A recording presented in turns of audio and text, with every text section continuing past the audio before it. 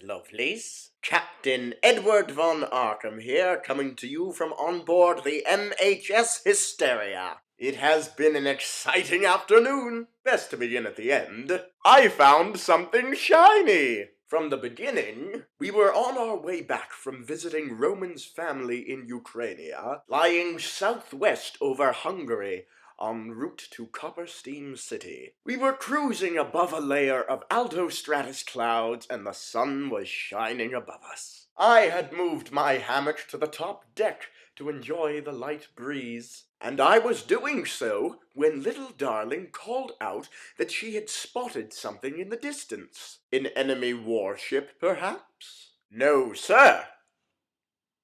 Ma'am. Sam.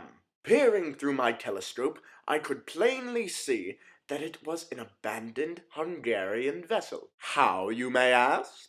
Well, I'll tell you. I knew it was Hungarian because of its colors, and I knew it was abandoned because it was upside down. How, you may ask again? Well, I'll tell you again. Flight ether is a remarkable thing. It is a conglomeration of vapors comprised primarily of an artificial, lighter-than-air element known as zephyrium, which has an ingenious property to it that makes it a treasure to airmen. It has the tendency to soak into porous objects such as wood. So oftentimes when a balloon has been punctured, and the flight ether escapes gradually as opposed to all at once, the zephyrium soaks into the airship's hull, causing it to remain aloft for up to a week. It's called the dead man's float. I love science! Downside of this is that once the hull is saturated with flight ether,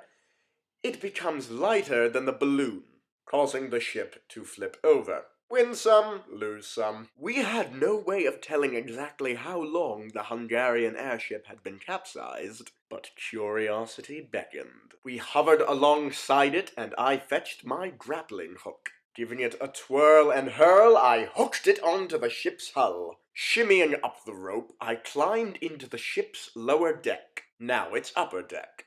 Walking along the ceiling, I made my way to the captain's quarters, making sure not to step on any lantern fixtures. There was no one home, but it was a lovely cabin. A little paint, a few curtains. Turn it right side up, it would be just like new. Among the clutter of items, I spotted something rather intriguing. I picked it up to have a closer look when the capsized ship gave a great lurch. The dead man's float was wearing off. Quick as a wink, I darted across the cabin and leapt through the porthole. Landing on the Hysteria's balloon with a bounce, I turned just in time to see the Hungarian vessel plummet right out of the sky. It was a close call. I love a close call. Sliding down from the balloon, I landed on the deck to admire my prize. A little box, inside of which was another little box, inside of which was this. Do you know what this is?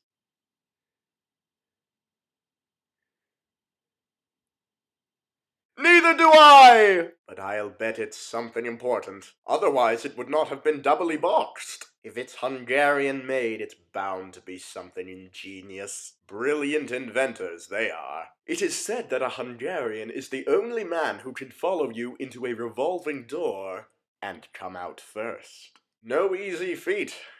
I've tried it. Not comfortable. Well, that's our time for today. I'm off to the lab to examine this little treasure. Until next time, stay mad, my duckies. Word to the wise, when following a man into a revolving door, do not attempt to climb onto his shoulders.